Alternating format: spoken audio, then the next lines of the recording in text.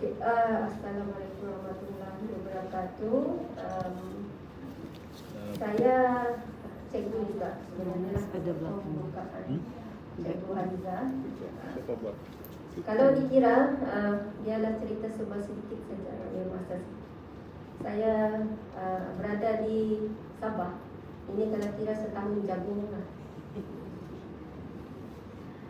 Apatah lagi dalam dunia pendidikan di Sabah. Sebab saya baru mendaftar di sekolah baru Sekolah Menengah Blok U IKAS pada 28 Mac yang lepas. 28 Februari sorry. Jadi saya masih lagi barulah di Kota Kinabalu. Dan untuk dalam bidang penulisan kira bukan lagi sangat baru, tetapi baru mengenali dan baru juga terlibat dalam bahasa juga di Sabah ini. Dan saya amat berbesar hati juga kerana diberikan peluang. Sebenarnya saya hanya menggantikan beri peluang untuk menjadi moderator pada petang ini. Dan sebelum saya memperkenalkan ahli panel kita, kita pun beruntung sebab ahli-ahli panel kita latar belakangnya adalah dalam bidang pendidikan. Ya. Oleh itu saya nak memperkenalkan salah seorang ahli panel kita yang pertama, Muhammad Lufti Ishak. Okey. Mula menulis cerpen sajak dan esei sejak tahun 2000. Okey, izinkan saya memperkenalkan ahli panel kita lah.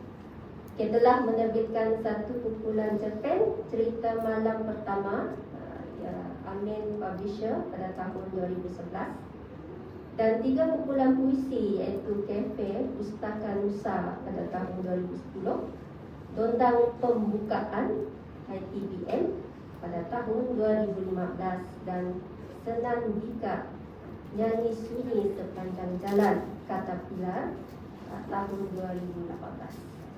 Okay, beliau juga telah memenangi pelbagai hadiah dan anugerah sastra tempatan. Okay, beberapa cerpen dan puisi beliau diterjemahkan oleh ITBM ke bahasa Inggeris, Sepanyol, Siam dan Tamil. Beliau mewakili Malaysia untuk Bengkel Majlis Asia Tenggara yang diadakan di Indonesia pada tahun 2012. Beliau juga dijemput untuk beberapa festival sastra termasuk di Singapore International Writers Festival pada tahun 2013, Festival Puisi ASEAN tahun 2015 dan 2016, KL Literary Festival pada tahun 2016 dan mewakili Malaysia untuk menyampaikan ceramah berkenaan sastra dan budaya Festival Buku Caracas, Venezuela. Hebat. Maka itu saya mempersilahkan ahli panel kita yang pertama, Tuan Petas Muhammad Lutfi Ishak.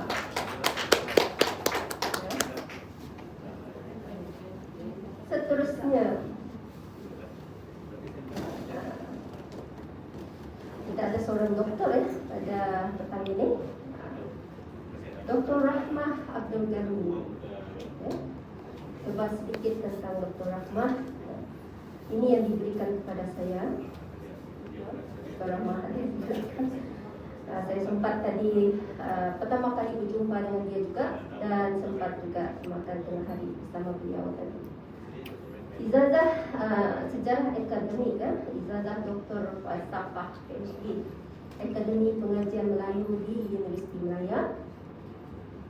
Kemudian sebelum itu Sarjana Muda Pengajian Melayu Akademi Pengajian Melayu Universiti Malaya juga, dan Sarjana Muda Pengajian Melayu Akademi yang ini pengulangan, maafkan saya. Okay, sekarang beliau Dr. Rahmah Abdul Ghani bertugas di Jabatan Pengajian Melayu Institut Pendidikan Guru Kampus Gaya. Jadi kita ada pensyarah maktab. Kita persilakan Dr. Rahmah Abdul Ghani sebagai ahli panel kita. Encik Muhammad Lutfi juga juga sebenarnya adalah seorang guru. Jadi ya, seorang guru lah. Jadi semua panel kita adalah guru. Okey. Seterusnya panel kita yang ketiga, yang saya rasa ramai sudah yang mengenali di Sabah. Bertudung hitam di sana, berbaju bunga-bunga. Juga seorang pendidik. Tetapi sekarang sudah berkhidmat di pejabat pendidikan daerah Ranau. Okey, dan itu ini juga yang diberikan kepada saya. Okey, panel kita ketiga, Cikgu Siti Aisyah binti Mat Saad, bertugas sebagai penolong pegawai pendidikan daerah Ranau, unit pendidikan swasta dan institusi pendidikan swasta, dan juga merupakan executive tertinggi bahasa dan salah seorang yang aktiflah dalam dari segi pendidikan. Ijazah Sarjana Muda Sastra Universiti Melaya dalam sejarah dan pengajian Islam. Kemudian sarjana kurikulum di Universiti Kebangsaan Malaysia, dan sedang menunggu untuk diberikan gelaran Doktor Falsafah. Sedang menunggu viva. Jadi kita doakan Cikgu Siti Aisyah akan selesai dan dipermudahkan urusan. Dari segi penulisan, beliau terlibat dalam cerpen, puisi, dan saya pun juga baru membeli buku kumpulan puisi yang terbaru yang bertajuk Dunia. Contoh di sini buku seperti Seekor Pipit Sekuntum Mawar. Ini adalah IPDN. Sumpahan Ken Laon. Kan Laon. Kan Laon. Pelangi dan Pengkarya Guru. Pengkarya Guru KPM. Saya tadi pun sempat bertanya tentang Pengkarya Guru. Dan antologi puisi Kurnia. Maka saya mempersilakan ahli panel kita ketiga, Cikgu Siti Aisyah.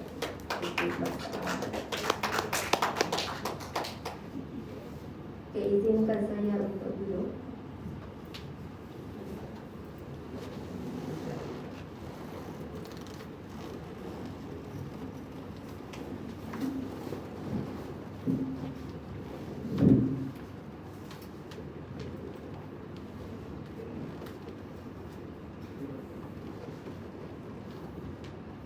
Terima kasih. Okey, seperti mana yang awal tadi, saya baru di Sabah ini sendiri, dan baru juga dalam bidang pendidikan di Sabah, dan baru dalam bidang kesusastraan di Sabah. Dan saya sendiri sebenarnya melibatkan 3 panel ini, saya sendiri juga teruja untuk mendengar pendapat ahli panel, dan mungkin nanti setelah ahli panel tajuk kita masa depan penulis dan sastra di Malaysia, mungkin ada hadirin-hadirat yang mengumpulkan soalan. Dan yang menarik pada petang ini ialah semua kami ini adalah latar belakang pendidikan. Sebentar tadi forum waktu pagi tadi memang hangat tentang sastra dalam pendidikan. Mungkin ahli-ahli panel kita pada petang ini dia lebih boleh mengupas lagi lah, kerana kita ada wakil daripada pihak IPG, kita ada daripada pihak pengurusan, dan juga guru yang juga terlibat dalam bidang penulisan. Okay, oleh itu tanpa buang masa lagi, saya mempersilakan ahli panel kita yang pertama, Muhammad Lufti, untuk mengulas tajuk forum kita pada petang ini.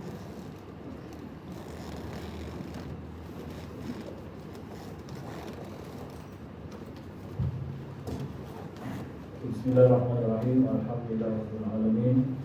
Wassalatu wassalamu ala asyrofil anbiya'i wal mursalin wa ala alihi washabbihi ajma'in. Wa bisallallahu wa sallam amri wa amratan bismillahir rahmanir rahim. Terima kasih pengurusi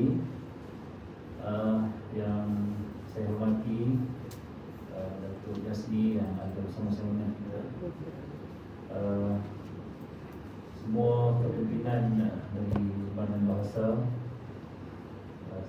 sebut dua sahabat panel pada hari ini, Dr. dan Aisyah, khususnya Hadirin dan Hadirat yang berada di sini dan juga mungkin mengikuti secara dalam talian.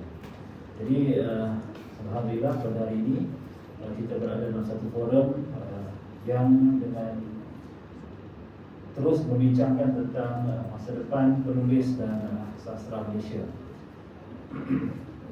Jadi bermula pada bulan Februari, saya mengisi kolom di Dewan Sastra dalam talian. Sebenarnya saya diminta agak lama jugalah, beberapa tahun yang lalu, tapi saya menunda sebab mengisi kolom ini, mengerjakan kolom ini adalah satu tanggungjawab yang berat. Tapi akhir sekali saya terima. Dan saya terima itu adalah memang saya nak fokus kepada satu soalan. Kenapakah sastra pada masa ini kelihatannya kurang relevan dalam kehidupan masyarakat kita? Dan saya sebenarnya pernah menulis tentang hal ini lama dahulu, sekitar tahun 2012. Jadi saya melihat satu fakta yang kita tidak dapat tolak adalah yang ini, bahawa sastra kelihatannya tidak ataupun bukan tidak merakyat. Kenapa sastra tidak diterima dalam masyarakat? Itu soalan yang sangat utama untuk kita jawab. Jadi kalau ditanya pandangan saya, kita akan lihat ada banyak masalah. Maksudnya kalau kita nak lihat dari sudut masalah, kita akan nampak banyak gejala. Sebagai contohlah, kalau kita kata dulu kan bila kita mula-mula diserang oleh COVID, kita tahu COVID-19 ni disebabkan oleh sesama. Kita memiliki beberapa gejala. Tetapi sekarang ni, jika kita berfikir, okey, kita kena mengaku bahawa sekarang kita ada satu masalah namanya COVID, dan kita kena berusaha untuk mencari punca. Jadi kita dah namakan sejenis penyakit COVID. Sekarang ni bila kita lihat sastra kita agak kurang diterima lah. Kita ambil itu sebagai contoh. Padahal kita didedahkan dengan teks sastra sekurang-kurangnya daripada sekolah menengah, bukannya mata pelajaran sastra, Komsas. Kemudian dalam buku-buku teks di sekolah menengah, mereka didedahkan juga dengan elemen sastra, ada puisi, ada sajak dan sebagainya. Kemudian setelah menempuh pendidikan selama 5 tahun, kenapakah sastra masih lagi kelihatannya belum diterima? Jadi soalan ini saya nak tahu. Jadi saya namakan penyakit ini sebagai mentaliti negatif sastra. Mentaliti negatif sastra ni maksudnya dia adalah satu masalah yang mana dia berada dalam diri kita. Maksudnya sikap kebanyakan rakyat di Malaysia ni, dia melihat sastra daripada pandangan yang sangat negatif. Jadi sekarang ni, setelah saya kena pasti bahawa okey, kita memang ada masalah mentaliti negatif sastra ni. Kenapa wujudnya mentaliti negatif sastra? Kenapa orang kita memandang negatif kepada sastra? Mesti ada sebab. Jadi kita ada banyak gejala lah kata. Jadi saya akhir sekali saya mengenal pasti ada 2 sebab utama. Sebab yang pertama adalah saya namakan sebagai cara kita, saya namakan ini sebagai amalan pendidikan sastra semasa yang tidak menggambarkan apa yang ada dalam sejarah kita yang panjang. Saya ingat lagi tadi Datuk Zainal Abidin Burhan bercakap tentang bagaimana kita dalam sastra kita mempunyai tradition. Daripada sekurang-kurangnya katalah beliau, kalau kita ambil batu bersurat, tapi kita ambil katalah daripada Hamzah Fansuri pada abad ke-16 hingga pada hari ini 2020, kita memiliki satu great tradition selama sekurang-kurangnya 400 tahun. Tetapi adakah kita mendedahkan sastra kita dalam great tradition ini? Salah satu cabaran yang saya lihat adalah setelah 400 tahun ini, kita masih sebagai contoh, kita masih lagi melihat cara kita mengklasifikasikan sastra itu kepada dua term atau dua istilah yang dengan sendirinya mengecilkan sastra. Sebagai contoh, kita ambil lah kata pada abad ke-16 hinggalah ke tahun 2020 kita ada 400 tahun. Tapi apabila kita melihat sejarah sastra, kita dengan sendirinya membahagikan sastra hanya kepada dua zaman, iaitu sastra tradisional dan juga sastra moden. Dari 400 tahun ini, sastra moden itu kalau kita lihat sejarahnya adalah 100 tahun. Dan kalau kita tanya apakah teks-teks yang memperlihatkan genius sastra moden itu, kita mungkin akan sebut katalah Abdullah Munshi. Kemudian siapa lagi? Ada, bukan tak ada, ada. Tapi kita macam bila kita membabakkan sejarah kita kepada moden dan juga tradisional itu, dengan sendirinya kita meninggalkan ataupun dengan sendirinya kita macam mengabaikan lagi 300 tahun. Jadi dengan sendirinya apabila kita lihat ada pelajar-pelajar yang dia minat sastra, kemudian pada satu masa nanti dia terlibat dengan atau perbezaan sastra yang lagi besar, dia tak sempat mengenal sastra dalam great tradition tadi. Sebab kita masih lagi nak guna Winstead. Kita masih lagi nak Winstead pun dah menulis lama dengan mengecilkan sastra, tapi kita masih lagi nak guna modern, tradisional dan sebagainya. Jadi saya rasa ini satu masalah kenapa kita melahirkan mentaliti negatif sastra. Kerana di sekolah dalam sistem pendidikan kita sehinggalah ke universiti kita tidak dapat mempersembahkan sastra dalam konteks kekayaan dan kebesaran sejarah peradaban Melayu Indonesia yang bermula katalah 4 atau 500 tahun yang lalu. Seolah-olah sebagai contoh, kalau kita belajar sastra Inggeris, kita akan dipersembahkan paling kurang kita kena kenal Shakespeare. Sebab kalau kita tak kenal Shakespeare, dia tak boleh claim kita tahu sastra Inggeris. Tapi dalam sastra Melayu, kita tak didedahkan pun, sebagai contoh di sekolah menengah, dengan satu bait puisi Hamzah Fazrul. Nampak tak bagaimana kita dengan sendiri menggunakan kaedah telah pun mengecilkan. Itu isu yang pertama, iaitu apabila kita gagal mempersembahkan sastra kita dalam konteks yang luas, dalam great tradition atau saya gelar di situ dalam konteks ketamadunan kita. Yang pertama sendiri, kita gagal ataupun memperlihatkan bahawa sastra kita adalah setara atau setanding dengan sastra-sastra lain dalam dunia. Dan kita kena sedar satu perkara juga, iaitu di mana di Malaysia ni kita bukan sahaja ada etnik, bukan ada sahaja Melayu, orang Melayu dan berbagai etnik Sabah. Kita juga bangsa lain, itu bangsa Cina dan bangsa India. Mereka juga sejarah-sejarahnya di belakang mereka ni adalah mewarisi satu tamadun besar dunia dulu. Walaupun mereka datang, mereka tak bawa tamadun itu. Jadi apabila katalah mereka ni nanti membaca sastra India atau tak ada sastra India, sastra Sanskrit, sastra apa-apalah, ataupun sastra Cina, dia lihat dengan sendirinya sastra Melayu ni baru 100 tahun, 200 tahun. Dia akan bandingkan dengan sastra dia yang besar. Jadi saya rasa cabaran yang pertama, satu penyakit kenapa wujudnya mentaliti negatif sastra, kita kena lihat balik cara kita mempersembahkan sastra supaya sastra itu dilihat besar, dilihat penting untuk pembangunan negara kita atau pembangunan individu. Itu yang pertama. Yang kedua adalah, saya tanya lagi, selain daripada isu cara kita mempersembahkan sastra semasa dengan sangat kecil, saya rasa isu yang kedua, kita tak akan selesai, kita tak akan dapat mengangkat sastra ke tahap yang sepatutnya. Selain daripada kita, isu tadi adalah kita masih lagi sistem pendidikan yang kita panggil sebagai sistem pendidikan terpisah. Apabila pergi ke sekolah menengah, kita akan membahagikan kepada dua aliran mudahnya, aliran sastra dengan aliran sains. Ini adalah satu pendekatan sebenarnya yang menjadi salah satu punca kenapa kita mewujudkan generasi yang mempunyai mentaliti yang negatif terhadap sastra. Sebab apa? Okey, sebab yang pertama, kita maklum kita semua ramai cikgu di sini, panel-panel kita pun ada guru di sini. Dengan sendirinya kita bila membahagikan aliran sains dan sastra, maka mereka yang mengisi aliran sastra tu bukan lagi daripada, mungkin tak semua, mungkin kita katalah 95% murid-murid cemerlang akan masuk ke aliran sains.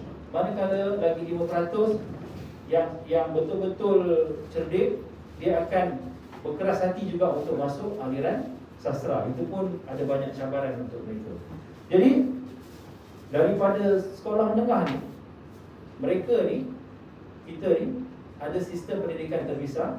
Jadi orang sains tak dapat mengenal sastra, manakala orang sastra pula mengenal sastra bukan seperti dalam trade tradition.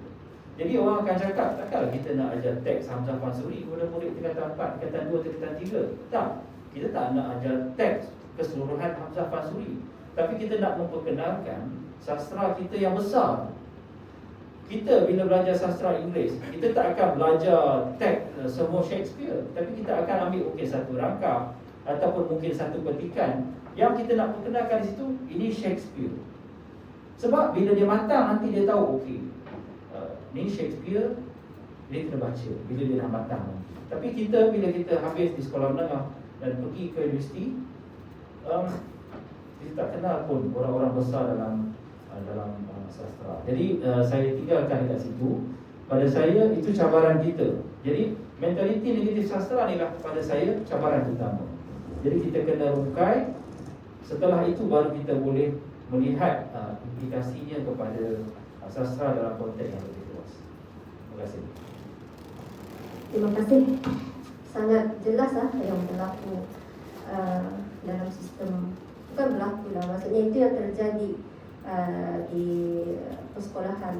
Salah satu yang saya tertarik itu mentaliti negatif dan juga terpisahnya pelajar mengikut aliran. Yang itu juga sebenarnya seperti mana yang ahli panel kita kata, menyekat beberapa pelajar yang memang dia mempunyai tahap akademik yang baik tetapi tidak berkemampuan ataupun tidak ada peluang untuk mengikuti kelas yang ada menawarkan mata pelajaran kesusastraan hasil sebab sudah dipisahkan oleh aliran-aliran tersebut. Maka itu saya menjemput ahli panel kita yang kedua, Dr. Rahmah Adukani, mungkin boleh mengutarakan pandangan-pandangan ataupun mengulas lontaran daripada Cikgu Muhammad Lutfi. Boleh saya panggil Cikgu kan? Boleh kan? Jadi silakan Dr. Rahmah.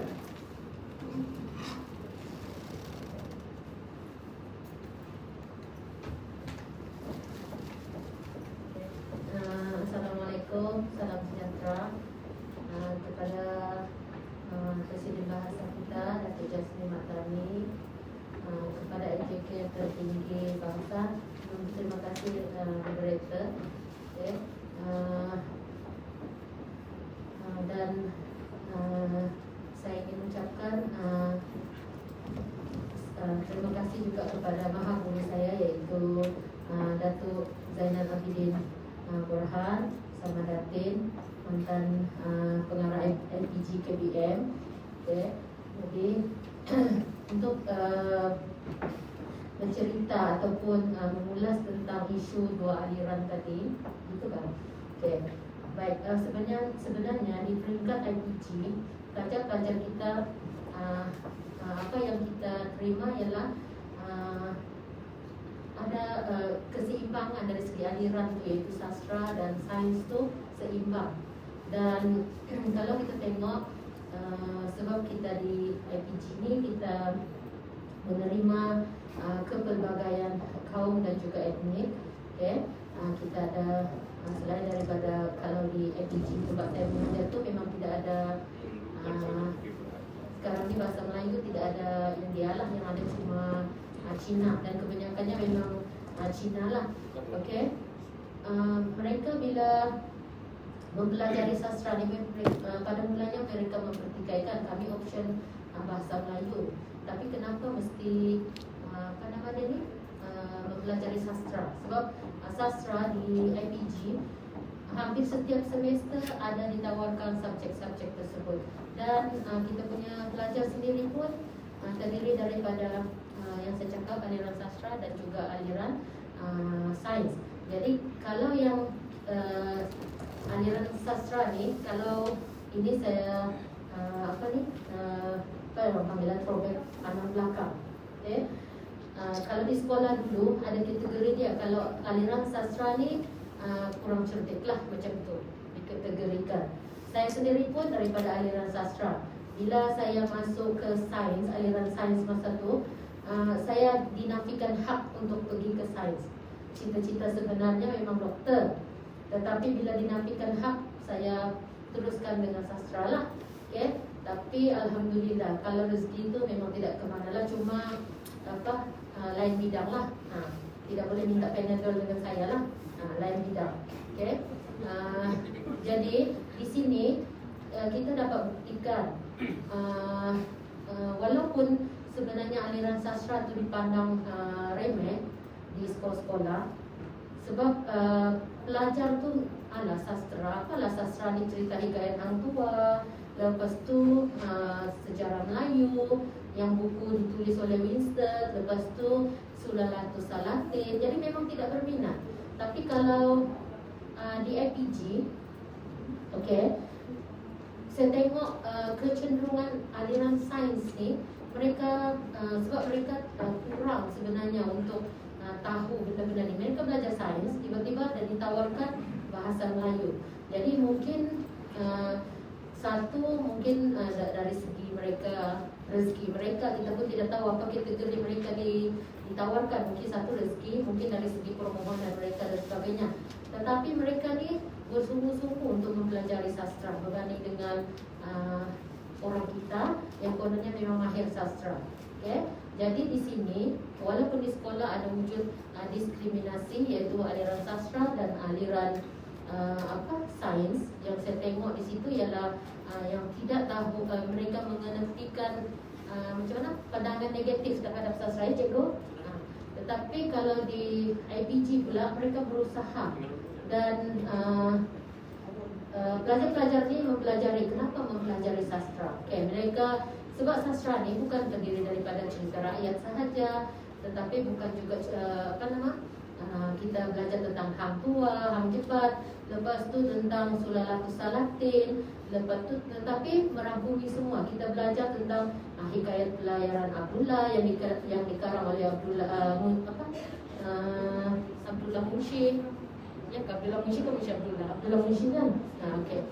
Jadi di situ tapi juga contohnya kita mempelajari tentang yang terdapat dalam sukatan di IPG ialah tentang pantun yang dipelopori, pantun terutamanya Tenas Effendi, Bapak Tenas Effendi, okay? Lepas tu tentang syair, gurindam dan sebagainya. Jadi pembelajaran tu menyeronokkan. Memang pada mulanya mereka kurang, tetapi akhirnya mereka seronok sebab kita adakan pelbagai pertandingan di peringkat IPG. Contohnya pertandingan syair, gurindam, kalau pantun tu biasalah. Jadi kalau tidak silap saya pada tahun 2019 pernah diadakan pertandingan apa nama dia ni? Syair, iaitu dia buat bukan Melayu dan Melayu. Mana dia bukan etnik dan etnik. Jadi sambutan tu kita bayangkanlah kalau bukan Melayu ni bersyair, bercakap pun, saya minta maaf, saya bukan apa nama dia diskriminasi ke apa, tapi ini yang reality. Okey, pelat. Tapi mereka mampu, pertandingan tu mampu mencukil bakat-bakat ini untuk mempelajari dan akhirnya memupuk minat terhadap sastra ni lah. Sebab selain daripada mempelajari sastra, kalau di FPG ni mereka juga mempelajari tentang kritikan teks dan teori-teori sastra, iaitu kita ada teori pengkaedan Melayu, sebab kalau teori-teori lama tu contoh teori sosiologi, teori feminisme, teori semiotik. Jadi yang itu tidak berapa sesuai untuk diaplikasikan terhadap karya-karya Melayu kita. Jadi amat sesuai untuk menggunakan teori-teori Melayu yang dipelopori oleh sarjana-sarjana akademik kita. Okay? Itu saja. Terima kasih Dr. Rahmah. Kalau kita lihat di sekolah mentaliti negatif, tetapi di IPG gurunya bersemangat untuk mendalami sastra. situ kita boleh lihat. Forum kita masa depan penulis dan sastra di Malaysia. Dua ahli panel kita banyak membincangkan di sekolah dan juga di IPG, guru dan juga pelajar. Namun begitu, kita perlukan pewaris yang meneruskan perjuangan sastra, dan pewaris itu adalah daripada remaja generasi muda. Sebab itu kaitan yang amat rapat di sini tentang membincangkan masa depan penulis dan sastra di Malaysia. Jadi berkaitannya di situ berkait rapat. Tajuk forum ini pandangan peribadi saya sangat menarik sebab kami sebagai pendidik, tapi malangnya kita akan berhenti pada pukul 3.30 hari inilah. Tapi saya mengadu-adukan soalan-soalan sebab saya lihat sini ramai yang latar-latarkan pendidikan. Kini boleh dikupas oleh ahli panel, ada yang datang dari jauh sini. Dan untuk tidak melengahkan masa, kita persilakan Cikgu Siti Aisyah. Silakan.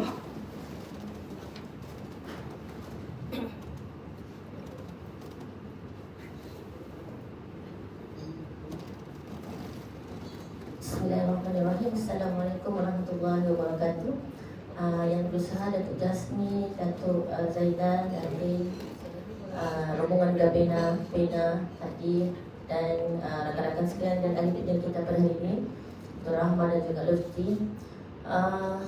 Okey, apabila diberi tajuk masa depan penulis dan sastra, yang saya terbayang, yang saya dah terfikir adalah masa lepas, masa kini, masa sekarang ni, semasa, dan apa selepas ini. Jadi kalau tadi ahli panel pertama dan kedua mengupas tentang sastra, saya suka nak mengupas tentang apa masa depan penulis selepas ini. Kalau sebelum ini kita tahu apabila lahirnya seorang anak Adam itu, kiri kanan ada dah pencatat. Penulis lah tu. Rakib dan atid. Penulis amal, baik dan juga buruk.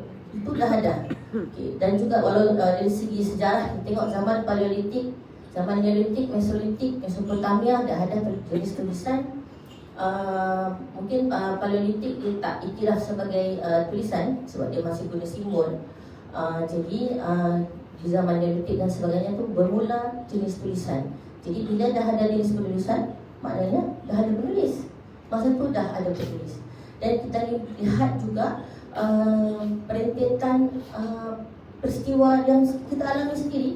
Macam saya lihat, okey, dulu just nak tulis buku, penulis nak terbit buku, azab sangat. Sangat susah. Sampai bila generasi muda sekarang dah ada buku. Bila saya bercerimbang dengan Datuk Zurina, korang muda-muda dah ada buku. Kami dulu nak terbit karya dalam surat khabar pun payah. Kita lihat dulu. Jadi bila dah berlaku masa ini, semua orang boleh jadi penulis, semua orang boleh terbit karya, semua orang boleh tulis di mana-mana sahaja, Instagram, Facebook, semua boleh jadi penulis. Tapi bagaimana penulisan itu dijadikan satu gambaran sejarah yang menceritakan apa yang pada hari itu, dan juga keilmiahan dia lah. Sebab kalau kita tengok penulisan di Facebook macam-macam, jenis tulisan dia, gaya bahasa pun tak tahu macam mana. Jadi mungkin perkara-perkara itu perlu diteliti, dan sebenarnya perkara-perkara itu jenis penulisan jugalah. So sekarang orang tak semestinya menulis di buku, yang menulis di Facebook pun jenis penulisan juga. Dan apa sahaja jenis penulisan itu dikira penulis lah. Okay. Lepas tu tadi moderator cakap kita perlu pewaris. Penulis ni yang saya lihat kepada dua lah. Ada yang sendiri, bergerak sendiri, dan ada yang bergerak dalam persatuan. Sejujurnya bila Datuk Jasni sebut semalam, okey, cikgu bahasa 10 tahun lagi. Saya orang Kak Siti 10 tahun lagi sanggup? Kak Siti gelak-gelak je lah. Dan saya kira-kira, rupanya dah 15 tahun saya dalam bahasa. Ada duit kah, tak ada duit kah, jalan. Kan Abang Karim? Okay, itu kami punya presiden. Jadi apa yang saya lihat, apabila seorang penulis tu dia boleh bergerak sendiri, yes, dia boleh bergerak sendiri, dia boleh berfikir, dia boleh menulis apa yang dia suka. Dan penerbitan sekarang sangat mudah. Bila rakan-rakan di pendidikan selalu tanya saya, Syah, macam mana nak terbit buku? buku senang je. Dan lagi tahun ini Pejabat Pendidikan Daerah Lanau sendiri secara live kami dah daftar sebagai penerbit dan saya uruskan untuk permohonan ISBN di Pustakaan Negara dan sebagainya untuk kami terbitkan buku ilmiah, jurnal. Dan tengok kalau saya punya guru-guru di Lanau rajin nak tulis sastra, kita akan terbitkan buku sastra insyaAllah. Jadi itu perjuangan di peringkat daerah saya lah. Okay. Jadi apabila seorang penulis itu bergerak bersendirian, dia boleh menulis, tapi isu-isu sastra dan juga apa berlaku dalam sastra hari ini dia tak tahu. Dia tertinggal dekat belakang. Ada dalam kalangan rakan-rakan juga. Ini semua orang veteran, orang muda tak yang masuk. Yang ini orang muda dia bergerak bawah ni. No, bagi saya rakan-rakan yang veteran ni lah yang kita ambil ilmu daripada mereka ni. Kita ambil ilmu, ambil silaturahim kita dapat. Jadi saya sangat gembira hari ni pena semua datang. Ni Kak Ji ni lama dah tak jumpa, 3 tahun ada. Jadi silaturahim tu berjalan. Jadi apa masa depan penulis lepas ini? Sebab itu tadi ada cadangan-cadangan dalam pendidikan untuk wujudkan program di sekolah dan sebagainya. Sebenarnya tadi saya tergeli hati saya nak jawab Datuk Jasri cakap tadi NGO dan sebagainya tak boleh masuk sekolah. Yes, kebetulan saya memang pegang untuk pendaftaran dan di PPD, pendaftaran dan juga perhubungan dan pendaftaran. Memang ada surat tak boleh masuk ke permis kerajaan ke sekolah. Di situ ada satu kita punya pegawai JPN daripada HEM, Puan Ilianis. Jadi memang tak boleh masuk. Tetapi program masih buat di luar, masih boleh buat di luar. Macam sekarang ni PIBG, Mesyuarat Agung PIBG kita boleh buat di Dewan Kampung, di luar daripada kawasan sekolah, tak ganggu permis sekolah, dan juga di luar pasal persekolahan dan tak ada murid. Itu kita masih boleh buat. Kalau Datuk nak buat apa-apa program di luar, boleh buat di Dewan Kampung, Dewan Masyarakat dan sebagainya. Masih boleh gunakan. Sebenarnya kita tak sekat perkara itu. Cuma kita memang menjaga SOP dan kita tak mau bertanggungjawab terhadap apa-apa yang berlaku jika melibatkan murid dan sebagainya. Buat masa inilah memang kita sekat, dan murid pun mungkin lepas ini PDPR dan sebagainya, tapi kita boleh buat sistem online. Contohnya Datuk Jasri nak buat bengkel secara Google Meet, kita sangat-sangat kita boleh buka kepada murid program Zoom dan sebagainya. Ataupun macam yang bahasa buat baru-baru ini, pertandingan antar karya, kita nilai bagi hadiah. Yang untuk semalam dari Ranau ada dua peserta ada yang menangkan. Jadi boleh nanti saya akan sampaikan di daerah lah. Dan satu isu lah nak sentuh pasal isu kena berpersatuan. Kami dengan Roy ni pun tak lama dah nak jadi tua dah dalam bahasa. Roy, setakat ini kami paling muda lah. Jadi tapi kami pun nak tua dah. Jadi kami pun akan jadi pelapis sudah di Datin.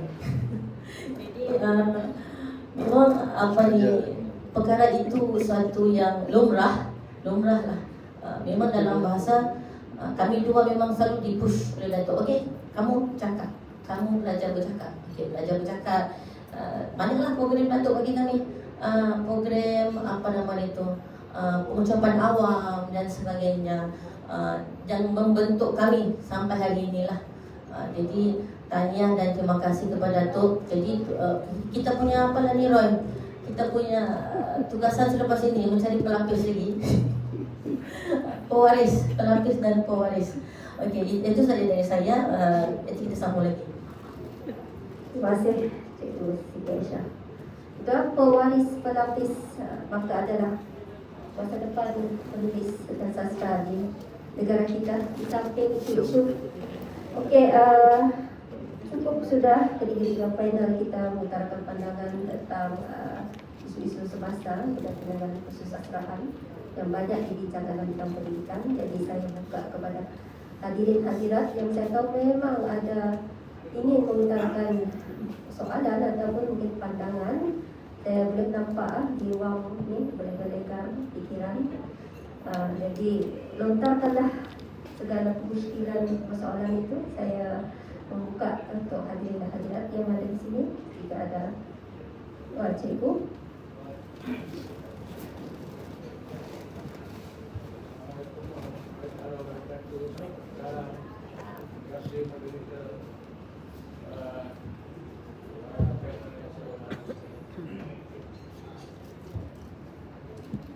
Saya nak menambah sedikit lah.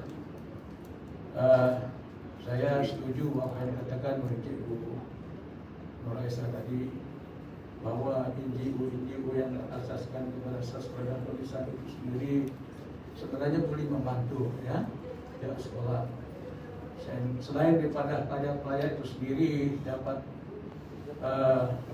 ilmu yang disampaikan oleh guru-guru, sebenarnya persatuan ataupun badan-badan sastra dan tulisan itu sendiri boleh membantu. Dan inilah yang kita lakukan sebenarnya. Kami di bahasa sering ke sekolah-sekolah, dijemput oleh pengetua untuk ke sekolah-sekolah, mengadakan bengkel-bengkel, menulis puisi, cerpen dan sebagainya. Ya, tapi tadi disebutkan juga oleh Cikgu Merasa tadi, sekarang ini tidak dibenarkan ya, gitu. Tapi mungkin boleh mendapat surat kebenaran atau bagaimana? Tidak dibenarkan lagi. Memang tidak dibenarkan. Tak boleh buat dalam sekolah, cikgu. Oh. Tapi boleh buat di luar ataupun, tapi kita tak boleh untuk murid-murid. Kita boleh buat online pakai Google Meet, Zoom dan sebagainya. Tapi sebelum ini kita buat di sekolah. Tapi Ya. mungkin ada peraturan baru dan kita kena atur lah kan? Kita kena atur. Jadi saya setuju lah, kita boleh buat banyak kaedah yang kita boleh bantu sekolah. Misalnya kita adakan secara online ya, kursus-kursus online dan sebagainya. Tetapi peranan persatuan itu sendiri sebenarnya masih penting ya, untuk membantu pihak sekolah. Dan sebagaimana yang disebutkan oleh Presiden kami, Datuk Jasni semalam, dia akan terus mengadakan aktiviti sastra di sekolah-sekolah, walau apa cara sekalipun lah ya. Kebetulan semalam YB Datuk Arifin datang meresmikan kita punya sila, dan dia sendiri sebagai exco pendidikan yang membantu sekolah-sekolah dari segi pembekalan komputer dan sebagainya, dan dia telah berjanji untuk bekerjasama dengan bahasa. Jadi mungkin kita boleh salurkan ini melalui YB untuk kita membantu sekolah setakat yang kita mampu ya. Kita nak jadikan pelajar itu sebenarnya kita mengharapkan ya, apabila pelajar-pelajar itu mempelajari sastra di sekolah, bukan saja sebagai satu ilmu untuk dia lulus peperiksaan ya. Kita nak supaya pelajar-pelajar ini dapat membina satu sikap ataupun mempunyai kecenderungan untuk menulis, menghasilkan karya-karya ya, yang baik. Contohnya lah apabila mereka lepas sekolah, artinya tidak terbatas di sekolah mereka mempelajari ilmu sastra dan penulisan itu sendiri, tetapi juga selepas itu mereka boleh ya, menggunakan kemahiran-kemahiran itu untuk terus menulis ya. Di samping sebenarnya penulisan ini sebenarnya ya, selain daripada kita pelajari asas-asas di sekolah, kita boleh juga pengalaman. Macam saya sendiri di sekolah menengah, saya tak pernah belajar sastra. Saya belajar bahasa Melayu sajalah, belum ada sastra pada masa itu. Tapi karena kita minat sastra itu sendiri, jadi kita coba menulis, kita coba menghayati, banyak membaca buku-buku sastra, membaca buku-buku penulis yang sudah mapan dan sebagainya. untuk menjadikan kita lebih baik dalam penulisan. Jadi peranan NGO ataupun badan ataupun persatuan penulis itu sendiri masih sebenarnya relevant untuk membantu pihak sekolah walau apa cara sekalipun, ya. Dan inilah peranan kami sebenarnya, bahasa untuk coba membimbing pelajar-pelajar dalam bidang sastra dan penulisan walau apa cara sekalipun. Dan hari ini kita nampak memang sudah tidak dibenarkan sekolah-sekolah, pergi ke sekolah-sekolah mungkin banyak cara lah, seperti yang disebutkan oleh Cikgu Esa, secara online dan sebagainya. Jadi itu sajalah pandangan saya. Terima kasih. Assalamualaikum warahmatullahi wabarakatuh. Waalaikumsalam warahmatullahi wabarakatuh. Terima kasih Cikgu Cacu. Cikgu Cacu banyak mengulas tentang peranan NGO. Okay. Saya buka lagi sekiranya ada soalan daripada hadirin dan hadirat yang tentang isu sekarang ini melibatkan tentang tadi sastra di sekolah. Karena saya nak ulas sekali mentaliti negatif pelajar, kemudian berkaitan dengan NGO untuk terlibat dalam sekolah. Jika ada lagi cadangan atau pandangan ataupun soalan daripada hadirin dan hadirat.